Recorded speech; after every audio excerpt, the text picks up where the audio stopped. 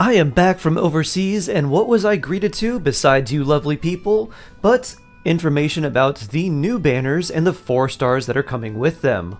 So, if we take a look here, we get to see that the upcoming 4 stars we have Chevreuse, Kujou Sara, and Thoma on the Kinich and Raiden banners. So let's talk about these banners overall, the 5 stars, the 4 stars, the value that they bring for you, as well as the weapon banners and whether you should wish on the weapon banners or character banners, especially now that the Epitome Invocation banner only needs 1 fate point to guarantee the 5-star weapon you want as opposed to 2, meaning that to get the weapon you want, you'd only have to go to Pity twice instead of 3 times.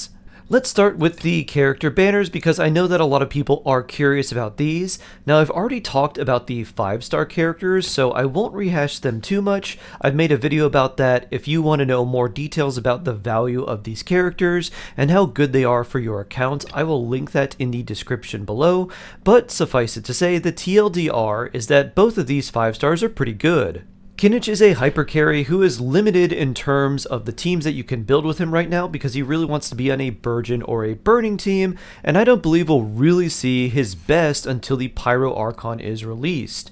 And since he does really care about being on a Burning or a Burgeon teams, our current options really aren't the greatest. We've got basically Xiangling and Dea for some Burning, and then also potentially Thoma, which is probably why he's on this banner. And it would be easier to use him in a general Burning team with someone like Emily, but the Burning reaction on its own is not very good, and unless you have Emily, well, the damage is pretty much going to have to come just from him because the Burning reaction itself is not very strong. This is okay though because Kinich does have really good scaling on his abilities, and he'll be very satisfying to play if you like big numbers every several seconds, like playing someone like Navia. So even though his team options are not necessarily the greatest right now, he can still hit really hard. And then we have Raiden Shogun, the tried and tested Inazuman Archon. Raiden is a good damage dealer, and while she's not as strong as some of the current on-field top-tier damage dealers like Nuvolette or Arlecchino, she is still very good. Most of her value these days comes from a variety of ways that you can play her and the amount of teams that you can play her in, because you can play her as a hyper carry, but I found that she does a lot better as a reaction driver in a team with a lot of good off-field damage dealers like Xingqiu, Yelan, Xiangling, and Nahida. And she's also really great with Chevreuse, who we'll talk about in a little bit. In fact, the Raiden Chevreuse overloaded team is probably my current favorite Raiden team, and it's also very easy to play. And you can of course build her with full elemental mastery and use her as a Hyper Bloom trigger, and she also is great in that role. So Raiden may not be as high on the personal damage as some of the characters, but her team's damage and the versatility of just how many different options you can play her in still make her a great 5-star. So with that being said about the limited 5 stars on the rate-up banner, let's talk about the 4 stars, because they're kind of interesting.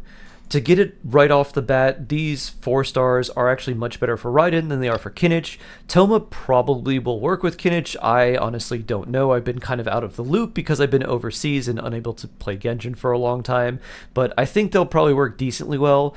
But Chevreuse is not going to be good with Kinich, and neither is Kujou Sara. However, both of the Electro 4 stars will work really nice with Raiden. So let's talk about the 4 stars individually, talk about some of their constellations, if you should try to wish for multiple copies, and things like that. The best 4-star out of the 3 rate-up 4 stars by far is Chevreuse. Chevreuse is a very solid character. At C0 she's really nice, but she has the restriction that you have to play her with only Pyro or Electro characters, and you really want to use both of them because she buffs overloaded damage by quite a lot. And by overloaded damage, I mean Pyro and Electro damage, and just the overloaded teams in general. Chevreuse is very easy to build. You can build her for damage, but you don't really need to. And because she also brings heals, and her heals scale off HP, you can just build her as an HP character that does some healing, brings a lot of utility in the terms of damage buffing, and then also is a really nice character to kind of keep your team alive, do a little bit of damage, and also buff them at the same time. For a 4-star character, that is really solid. Her constellations are nice, but totally not necessary. Her C1 gives your team a little bit more energy, which is very nice. Her C4 gives you a chance to use her skill more, which can do quite a bit of damage. And her C6 gives you a nice buff to your damage as well, but none of these constellations are necessary. C0 Chevreuse, totally fine, also really strong at C0. Her constellations are good, but they're not worth wishing for, especially if you're trying to go for high levels of constellations, or if you're not necessarily sure if you want Raiden or Kinich, but do want someone like Chevreuse for a team that you have in mind. Next we'll go over Kujou Sara, who's probably the worst 4-star on this list, and it's not because she's necessarily bad, it's just because she's way more limited in terms of her versatility and where you're actually going to use her than the other 4 stars. She also feels really bad to play if you don't have her C2, because C0 Kujou Sara makes you use a bow charge shot to shoot a little feather on the ground. It just appears like a little orb and then it explodes, and your character has to be standing in the explosion to get the attack buff that she provides. It's really clunky, it's very annoying to play C0 Kujou Sara, and I think a lot of people who get her and try to play her might find the novelty kind of interesting for a little bit, but in the heat of battle they'll probably really dislike trying to play Sara, especially when they're trying to get the timings of all their attacks and abilities just right. However, her Constellation 2 does fix that a bit, because it allows you to use her elemental skill and then it just drops the crow feather right away, so you don't have to use this special charge shot, so that makes it really helpful. If you did want to use Kujou Sara, I would recommend going for C2. However, she's not really that good, so don't worry about getting constellations for her. If you did up with a bunch of Kujou Sara constellations though, it's not the worst. Her C4 increases the damage of her burst by giving you extra lightning strikes, which is very nice, and her C6 is what she's known for, which gives your electro characters extra crit damage, and that's pretty good. So we've got an electro character that gives you an attack buff, can do pretty decent damage on her own, and gives a nice crit damage bonus to electro characters. All in all, not a bad kit, but just very limited and really tied behind Constellation, so it's not the greatest. Next we have Thoma, the pyro character and shielder on this banner. And Thoma's an interesting character. At C0, he's kind of hard to use because he's extremely stat hungry. His burst costs 80 energy and he doesn't generate that many particles and he's off field most of the time, so he needs a lot of energy recharge. But if you want to build him as a shield character, you also want to build him with a lot of HP, and it can be really hard to balance the amount of HP you want to give him, as well as the energy recharge that he needs to use his elemental burst. Thoma also does really well as a Burgeon driver, giving him a lot of elemental mastery is really nice, and he can also work well in an overload team because a lot of elemental mastery will buff the damage of overload. However, this introduces the same problem that we had before of him being really stat hungry, because you still need a lot of energy recharge to use his elemental burst, and then you have to figure out if you want to go with more of an elemental mastery build, and if you do, you're probably going to lose out on a lot of HP and shield strength, or if you want to try to do some sort of hybrid build, which can be very difficult because you'll need a lot of HP percent rolls on your artifacts, or a lot of elemental mastery rolls on your artifacts, and you can get by that by trying to mix and match with one piece that's main stat EM, main stat HP for another piece, but it can be really difficult to pull that off. Thoma's constellations do make him a bit more useful, particularly his C4, which reduces the energy cost requirement of his burst by a lot, because it makes his burst cost basically 15 energy less at 65 rather than 80. So that's super helpful. His C6 can be kind of fun for some normal attack damaging characters because it does buff normal attack damage, but honestly Thoma's constellations are not that good. And especially if you were thinking of going for Kinich, outside of his C4, the constellations really are not that necessary because Kinich basically just needs someone to apply Pyro so that he can get Burning or Burgeon activated so that he can get more cannon shots in. So Thoma's not really the greatest here. Someone like Xiangling would have probably been a little bit better, but honestly we've had a lot of Xiangling reruns recently, so it makes sense that they're putting someone like Thoma here. So overall, if you're considering going for Kinich or Raiden, these banners are not the worst. They're much better for Raiden than they are for Kinich. And if you're considering going for some of the characters just to fill out your roster, well, getting someone like Chevreuse would be great, but the other two 4-stars really aren't that good. They have their uses, but they're a lot more limited, and at least with someone like Chevreuse, that limitation is actually built into her kit, and she's designed around it, because there's not a lot of teams that really want to be in an overloaded team unless it is with Chevreuse, because she just buffs them so much. So overall, these banners are okay. The kind of funny thing is that Kujou, Sara, and Thoma are the ones who really want constellations more than Chevreuse, even though Chevreuse is the better character. If you're a newer player, and you're considering going for someone like Raiden, these banners are actually pretty good. For everyone else though, they're pretty mid. If you can pick up a copy of Chevreuse, I would consider that a win. If you want to go for Kinich because you think he's really cool, then these 4-stars are really not going to help out that much. But to be honest, a lot of Kinich's support are going to be some premium 5-stars anyways, like Emily and very likely the Pyro Archon. So just kind of consider that, and maybe there'll be some better 4-stars in the future that get released that could work with him, but right now, he doesn't really have that many options. So now let's move on to the weapon banners, which are now much less of a scam, but may not necessarily be worth it. We'll talk about the 5-stars first, and then go over the 4-stars and the value of this weapon banner for you. So we've got the two signature weapons. Honestly, they're both pretty good, but they are also replaceable by 4-star weapons that you can get for free. The Fang of the Mountain King, Kinich's signature weapon, can be replaced, or maybe not replaced, but you can use the Natlin Craftable Claymore, and it will be really good on him because it is a Claymore that specifically gives you buffs when you trigger burning. So that's actually a very nice Claymore for him, since that's what he's all about. And then we've got the Engulfing Lightning, which is really good for Raiden, and it becomes a really nice stat stick for her, giving her a lot of energy recharge, which he really wants, and also a lot of attack. But you can use something like the Catch, which is a free weapon that's really, really good on Raiden as well.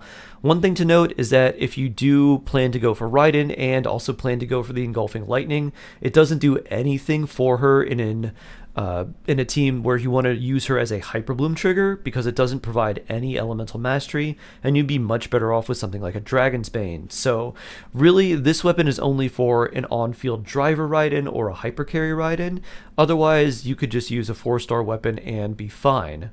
So the 5-star weapons are okay. Honestly, I wouldn't necessarily recommend going for them, because there's 4-star options that are better for Kinich and for Raiden, and they're not so good that you can use them on other characters, and they're just great universal weapons either. Something like the Engulfing Lightning is really good on Xiangling, but she can use basically every polearm in the game, and the Fang of the Mountain King has really high base attack, which is very nice, but it's really not something that every Claymore character wants. It's a little bit more specified, so you don't need to go for the 5-star weapons. They're okay, but not necessary. And then for the 4-star weapons, we've got Sackbow, Sacksword, Widsith, the Favonius Lance, and the Rainslasher. The worst weapon out of all of these is the Rainslasher, and it does have some uses with something like a plunge attack to Luke or Ga Ming, but it's not a very good weapon. You can also use it on something like an Aggravate Beidou, but there just are better weapon options than the Rainslasher, which is why a lot of people have nicknamed it the Pain Slasher, because they just don't want to see it showing up when they wish. The weapon that's the next worst that you probably don't want to see a lot of if you do plan to wish on this weapon banner would be the Sacrificial Bow. It's not bad. The Sacrificial passive of allowing you to use your skill right after you already used it and just resetting the cooldown is pretty nice. The long cooldown's kind of annoying though, and honestly, for anyone who would want to use the Sacrificial Bow, they would rather have high energy recharge and low base attack, but the Sacrificial Bow is the opposite. It has high base attack at 565 at level 90, and gives you 30% energy recharge. If the Sacrificial Bow had a base attack of 454 at level 90 and gave you 61% energy recharge, it would be so much better and a lot more useful. But as is, it's not really the greatest, because the characters that want the high base attack don't necessarily want the high energy recharge and the ability to reset their skills that quickly anyways. So it's a good weapon, there's just not really any bow character that can really utilize it to the fullest. So that's why the Sacrificial Bow is the next worst on the list. It's not necessarily a bad weapon, we just don't really have good characters to use it. The next most useful weapon would be the Sacrificial Sword. This is the Xingqiu staple, but if you do run Sacrificial Sword on Xingqiu, just note that he really gets the most value out of it once it's refinement level 3 or above. And this is because Xingqiu's elemental skill has a 21-second cooldown, and if you're using an R1 or an R2 Sacrificial Sword, the cooldown of the weapon's passive does not line up with Xingqiu's elemental skill, meaning that even if you were to use this skill off cooldown, you wouldn't be able to proc the passive with this weapon, which is kind of a big deal because that's how Xingqiu gets a lot of particles. At R3 or above, that problem is basically fixed, but just know that at R1 or R2, the Sacrificial Sword is not that good for someone like Xingqiu, or if you're trying to run Chi-Chi with a Sacrificial Sword, same problem. However, it does provide a lot of energy recharge, having the same stat lines as the Favonius Sword, 454 base attack at level 90, and 61.3 energy recharge at level 90. So if you don't have a Favonius Sword, this is a good stand-in, but in a lot of situations, you just honestly prefer having a Favonius Sword if you can get one and you're needing a lot of energy recharge on a specific sword character. And then we have the two good weapons, at least 4 stars on this banner. We've got the Widsith and the Favonius Lance. I'll talk about the Favonius Lance first because I honestly wish I had like 10 to 12 R5 Favonius Lances. They're so useful. Pretty much every spear character in the game can use it, and there are so many support spear characters that really appreciate this as well. It has high base attack, which some support characters really like. It has energy recharge, which is very nice as well, and the extra clear particles it generates for your team are so useful for just getting your team's energy recharge requirements to be a lot less and giving you a more consistent team rotation. Fav Lance, really good. And then we have the Widsith, which is a very good offensive catalyst and one of the few 4-star weapons to give crit damage as a substat. The passive is really good, but it is a bit of a roulette. You might get a passive that you really don't want. For example, you could get an attack percent buffing passive as Nouvelette, and that doesn't really help him at all. Or you could get it the Elemental Mastery boost passive as Nouvelette, and he doesn't really care about that either. But if you get the damage percent passive, ooh, that's really nice. Especially if you can get the Widsith at R5, it becomes a very strong weapon, even one that a lot of speedrunners will probably use, but again, trying to get the RNG of finding the passive that you want and setting everything up perfectly can be very annoying. However, if you have a character that appreciates attack, damage percent, and elemental mastery, then the Widsith is a great option.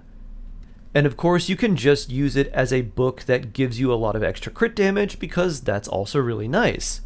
Overall, the 4 stars on the weapon banner I think are a little bit better than on the character banner, with the trade-off that the 5 stars are not quite as good or as universal. Characters like Raiden are really good in a lot of different teams, but having an Engulfing Lightning on your account is not really going to change it that much. And then we've got the Fang of the Mountain King, which again, super high base attack, really nice claymore for a few characters, but honestly, Kinich will just do a lot of damage on his own, and with free-to-play weapons, you don't really need his signature weapon because he's still going to hit really hard. But weapons like the Sacrificial Sword, the Favonius Lance, and the Widsith can be really nice, and they can help your account quite a bit, particularly if you don't have a good weapon for Xingqiu, if you need the Fav Lance for any one of the major spear characters, or any one of the tons of different spear characters that would really appreciate them, from Xiangling to Yao Yao to basically any other spear character there is. And the Widsith is a really good DPS catalyst, so if you want to build a non-EM Hazo, or if you're going for someone like Wanderer or Wriothesley or something like that, the Widsith can be really nice. Now, if you're unsure about who to go for, if you should wish on the weapon banner, or if you should wish on any of the character banners, my recommendation is actually to hold off. Neither one of these banners are so good that I recommend wishing right away, and because these banners are occurring in the second half of 5.0, we're going to see who's coming up in patch 5.1. Maybe there's a character that you really want that's rerunning. Maybe you're really interested in Xilonen. We're going to get these banners during the time that the live stream will occur 10 days into the start of these banners. So we have 21 days on the banner. The live stream happens 10 days into them. That gives you 11 days to make your decision about whether you want to wish for these characters or these weapons or both, or save for patch 5.1. Generally, I would recommend that unless you wanted the 5-star characters, just to hold off wishing. And if you are someone who already kind of has the characters you want, but are missing out on some weapons, the 4 stars can be good. Just know that if you're going for one specific 4-star, the rate on this banner is much worse than trying to get a 4-star on the character banner. And a lot of people who have tried to get a single 4-star that they really want know that that can be a giant trap. So just know that you don't have a high probability to get one of the weapons you want, but if there's 3 of the weapons you want, now that's a pretty good probability. So again, my recommendation, if you want the characters, you can just go ahead and wish for them, especially if you want the 5-star. If you're a little unsure, wait until the patch 5.1 live stream, and then we can make our decisions there. If you have more questions, you can always ask me on Twitch. If you're kind of considering what to do, you can just tell me who you have, and I can give you my recommendation and who I would pull for if I was in your shoes. So that'll be it for the banner review on this video, everyone. I'm glad to be back and doing more videos. If you want to check out more Genshin stuff, take a look in the description below for a variety of videos. And if you have specific questions about your account, you can catch me live on Twitch in the mornings Eastern Standard Time. I love you, stay jawsome, and I can't wait to see you in the next one.